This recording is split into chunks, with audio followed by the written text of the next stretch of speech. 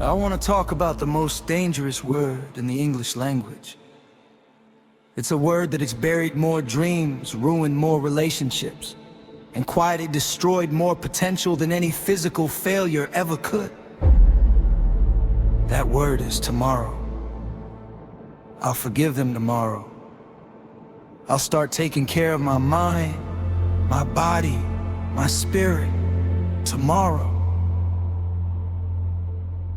Who promised you that? Show me the contract you signed with time that guarantees you get to wake up next Tuesday. You can't. None of us can. We live in this perpetual state of eventually. We treat the present moment like it's a dirty waiting room. We sit there tapping our feet, looking at the clock, just waiting for our real life to be called. But I need you to hear this, and I need you to feel it in your bones. The waiting room is your life. This breath, right here, right now, is the only thing you actually possess. Life turns on a dime. One phone call, one doctor's visit, one knock on the door, and the entire trajectory of your reality shifts. We all know this intellectually, but we don't live like we know it.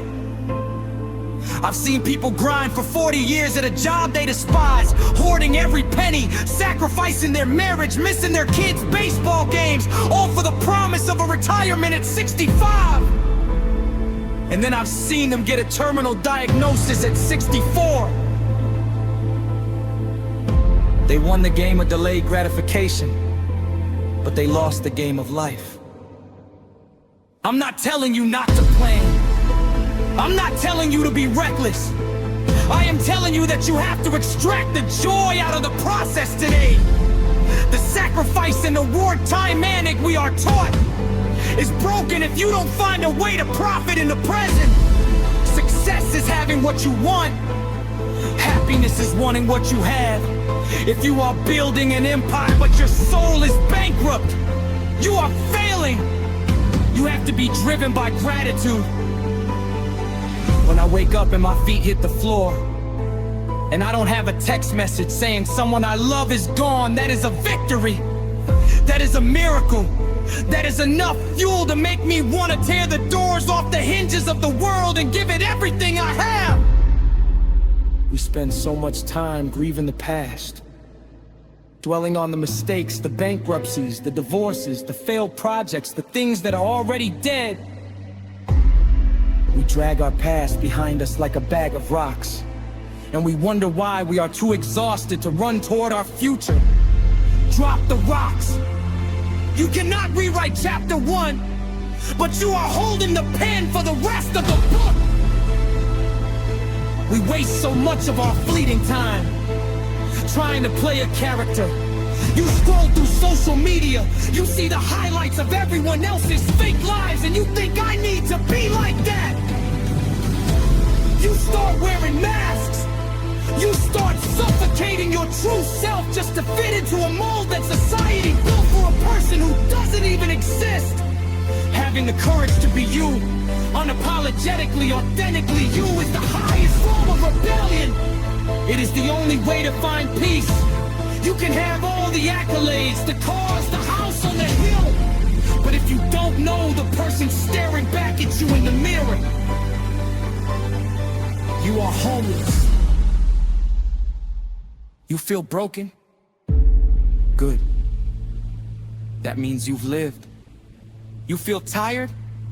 Good, that means you've been fighting. You feel like you don't have what it takes? That is the human condition.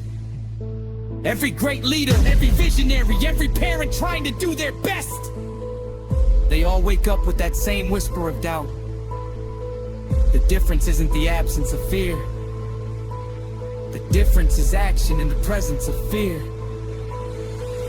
Time is running out, I say it with empathy, but I say it with absolute candor. The sand is dropping through the hourglass, and you cannot flip it back over.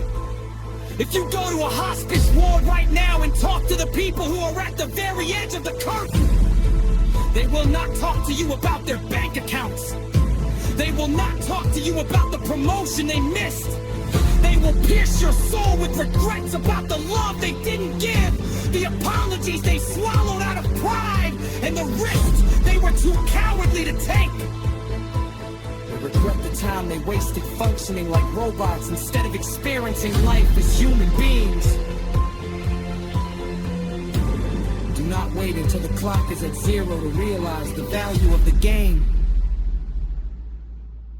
If you knew, if you had undeniable proof that you had exactly 1 week left on this earth, what would you do? You would pick up the phone. You would drop the grudges. You would stop caring about what the cynics and the pessimists think. You would eat the good food. You would laugh until your stomach hurt. You would look at the sky like you've never seen it before. You would forgive. You would love intensely.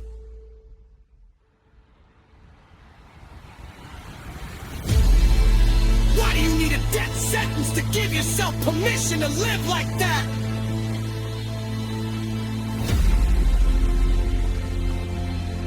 You don't. You have the permission right now.